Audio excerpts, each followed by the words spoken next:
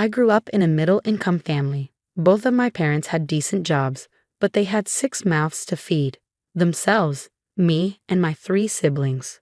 So we struggled a bit. Hand-me-down clothes were normal, and we often ate frozen and cheap meals. We only had a house because my grandmother left it to my dad. We lived in a nice neighborhood with families ranging from middle to high income. When I was born, the house next to ours was empty for a few years until a new family moved in. They had a son, John, who was my age. He was the only kid in the neighborhood my age, so even though he was homeschooled and I went to public school, our parents made sure we hung out together. His parents welcomed me, and John and I became close friends. Since I went to public school, I helped John learn to socialize with kids his age. His dad, William, appreciated this a lot, even though he didn't say it directly. Instead, he would send me home with food for my family and buy us small gifts. John's mom, Margaret, didn't like me as much. She thought William was too nice to me and not nice enough to their son. She made snide remarks and tried to stop William from giving me things. But he wouldn't listen and sometimes gave me even more just to spite her. This caused a lot of fights between them, which made John withdraw more. After months, I got him to open up to me when we were 13. We grew closer over the years, and I developed feelings for him, but never acted on them. When we were 17, John came to my house looking very upset after a huge fight with his mom. He told me she had said something really hurtful, but he couldn't bring himself to tell me what it was. I comforted him and reminded him to not let his anger ruin his relationship with his family, not knowing the full truth of their situation. After high school, we both went to the same college. I attended classes while John did distance learning. I had saved up enough money from working since I was 16 to rent an apartment with a bit of help from William. This allowed John and me to spend more time together without our parents around. Eventually, we realized we had strong feelings for each other and started dating. My parents were thrilled, while John's parents had more neutral reactions. William calmly congratulated us, and Margaret grunted in disapproval. We decided not to focus on his mother's reaction. After graduating college, John proposed to me and we got married within the year. I felt like I had won at life. My childhood best friend was now my husband. He was there for me from the start, and I loved him deeply. After we got married, John traveled a lot for work. He didn't want me to be alone, so he asked me to move in with his parents. I was hesitant because his mom never liked me, but John convinced me. I don't know about moving in with your parents. Your mom's never been a fan of me. I know, but we'd have our own space, a whole floor to ourselves. I want you to be safe, and being with my family will put my mind at ease. It's almost like living alone. They could visit, or I could visit them if they want. All right, if it means that much to you, I'll give it a shot. But I hope it doesn't make things worse. Thanks, babe. I promise I'll do my best to make sure everything goes smoothly. I knew his reasoning made no sense, but I agreed to make him feel better. Plus, my parents lived next door, so I could always go there if things got tough. The next month, we moved in with his parents. Quickly, I realized John hadn't been completely honest. I wasn't going to be alone with his parents. I'd be alone with his mother, Margaret, whenever John went on business trips at his dad's command. This meant I was stuck with the woman who hated me for days or weeks at a time. Margaret mostly made rude comments and sometimes didn't make food for me, even after asking what I wanted to eat. I'd usually be too tired from work to care. So I'd make a quick meal or order in. As long as I stayed in my room, nothing major happened. One day, John called and asked me to find a file in his office and scan it for him. While searching through his messy drawers, I noticed one felt different. It had a false bottom. Curiosity got the best of me, and I opened it to find a paternity test. It showed that William wasn't John's father. I was shocked. I never questioned John's paternity because he looked just like his mother. I wondered if William knew. Before my thoughts spiraled further, I took a picture of the test, put everything back, found the file John needed, sent him the scans, and went to my room. I spent hours trying not to think about what I'd just learned. I wanted to talk to John, but I preferred to do it in person. Just as I started to calm down, Margaret knocked on my door. "Come in." She entered with a scowl. "Yes, how can I help?" "Spare me the act. I know you found out our secret." "What are you talking about?" "Don't play games. I saw the false bottom open. I know you read the document." "Fine, you got me. But tell me, does William know?" "That old geezer doesn't know a thing. If he did, we'd be on the streets. All he ever wanted wasn't here.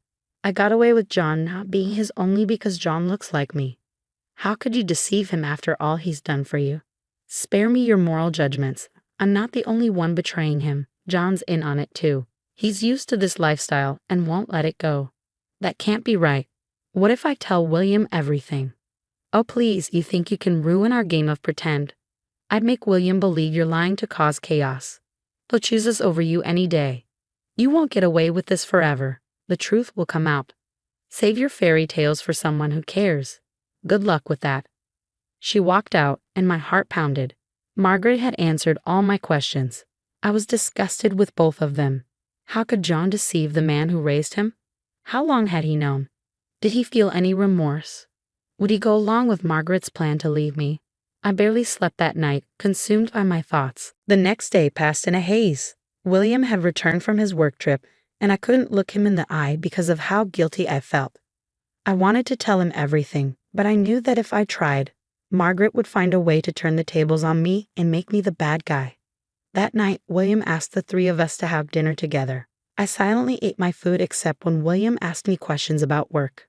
At some point during dinner, Margaret brought up wanting to go on a vacation with John. William, I've been missing John, and I think it'll be a great idea for us to go on a 2-week trip to Italy together. John has been working hard. He does deserve a break. Doesn't John have a lot of work commitments? I mean, I'm no expert, but won't his absence affect the business?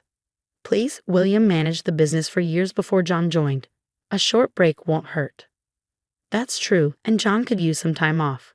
All right, you can go, and I'll handle things here. Thank you, dear Maria. Why don't you join them? Oh, that won't work. It's supposed to be a mother-son bonding time. Besides, I feel like a third wheel. Well, what do you think, Maria? Would you like to join them? Oh, she probably has her own plans. Don't worry about her. Let's allow Maria to make that decision. I knew why Margaret wanted to go on this trip. I was about to say that I wasn't okay with it, but I felt a sharp kick in my shin. I winced in pain as I realized that Margaret had kicked me under the table. I looked at her and noticed her sharp glare. I wanted to tell on her so badly, but I knew it wouldn't lead anywhere. Then I had a brilliant idea. I could use their time away to tell William everything. So I shut my mouth and nodded that I was okay with the trip. Margaret looked satisfied, and William told her she was free to go. That night, I called John and asked him about the trip. Are you going on this trip with your mother? Yeah, I don't really have a choice. That's not true. You do have a choice. You can choose not to go along with her plans. Everything is so messed up, and honestly, a lot of it is because of you. What do you mean? How is any of this my fault? If you had respected my privacy back then, none of this would have happened. There's a reason I didn't tell you about everything. When did you even find out you're not William's son? Remember a couple of years ago when I came over to your place really distressed because of a huge fight I had with my mom? Yeah, she dropped that bomb on me during that fight. Did you consider telling William about it? I did. I even threatened her to spill the secret, but she laughed it off, saying if I told William, he'd throw us out. So we're stuck keeping this secret. Now that you know, I can't keep you around anymore. Did our relationship mean anything to you at all? Of course it did. But when you found out about the secret, I knew I had to let you go. Your strong conscience could ruin everything I've been working for. With that, he hung up the call. I couldn't believe this was the man I had loved. Was this always a part of him, or had he become this way out of greed? I cried myself to sleep that night, feeling betrayed and heartbroken. How could he let go of me so easily? I had treated him like the most precious thing, while he saw me as disposable. I woke the next morning fully ready to take revenge. John had returned home that morning and silently packed his bags for his vacation. He and Margaret were set to leave in the afternoon. I didn't spare him a glance. My heart hurt, but I knew I was doing the right thing. William had gone on another short business trip for the next 2 days, so I had to wait for him to come back to start my plan. After John and Margaret left, I busied myself by looking through their stuff. Unsurprisingly, the false bottom in John's drawer was empty. Margaret must have gotten rid of the file. It was okay though, I had a picture of it. I waited to collect evidence of what John and Margaret were up to, and sure enough, John posted stories on his private Instagram account, which only his closest friends and family followed. He posted stories of him going on dates with multiple other women and even posted a story thanking his mother for introducing him to so many wonderful women. Even though my heart was breaking and anger was boiling under my skin, I took screenshots of every story. Then I called William and told him I had an emergency and needed him home immediately. William assured me he would be home by nighttime. True to his word, he showed up by 9:00 p.m. He hurried over to me and asked if everything was okay. I told him that I was not okay and revealed the real reason why Margaret and John had gone on that trip, to find John a new wife. William looked shocked and asked if I was serious. I showed him the screenshots. William's shock turned to anger and disgust. He stuttered as he asked why they would do this. I told him I had something important to tell him but needed him to sit down for it. He sat down and fearfully asked what I had to say. I took out the printout of the picture of the paternity test and showed it to him. William sat there silently for a while, processing what he was reading. I gave him some time before telling him everything I had found out in the past few days. William's hurt turned to anger. Without a word, he called up his banks and canceled his credit cards, knowing that Margaret and John depended on them for their travel expenses. He also canceled John's office card, so they had no money that way either. Once he was done, William felt slightly calmer. I apologized for throwing everything at him at once. "I'm so sorry, William. None of this should have happened. There's no need for you to apologize. I never imagined Margaret could go to such lengths. I'm glad this revelation happened while I'm still in control of the business. What are your plans now?" "I'm worried John and Margaret might try to come back. I've made up my mind. I'm going to divorce Margaret and remove both of them from this house. I'm with you on the divorce. I'll also file one against John. I'll move out too. No, Maria, you're not going anywhere. If you're willing, I'd like to pass the business down to you. I've always seen you as a daughter, and I trust you to carry on the legacy." "William, I don't know what to say. I'd be honored to continue what you've built." "That's settled then. We'll make this right together, Maria." The days after that were filled with sadness and anger. William filed for divorce, and so did I. Margaret and John tried contacting us, but neither of us picked up the calls or answered the texts. William managed to pull some strings and got us both restraining orders against Margaret and John. When the calls got too annoying, I finally picked up. "What the hell did you tell my dad, Maria?" "I haven't said anything to him." "Then why are his cards canceled and our numbers blocked? What have you done?" "I didn't tell him anything. I just showed him the proof." "That's impossible." "I burned it all." "Not everything. I had enough evidence. I took a photo of the document you thought you destroyed. You're heartless for doing this to us." "Huh? You're the heartless one. You and Margaret chose to keep this secret from William. You have to face the consequences of your actions.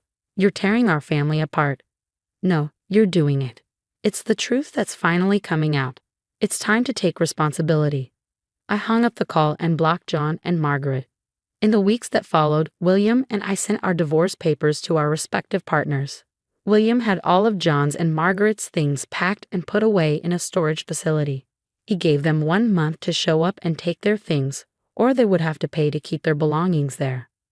I quit my job and began focusing on working with William. It was hard for both of us to forget everything that had happened, but we knew that at the end of the day, we still had each other. I began to enjoy work, and the benefits I got from working with William were only a bonus. So that is my story. Thank you for listening till the end. I hope that no matter what life throws your way, you always remember to do what's right, because you never know how life will reward you.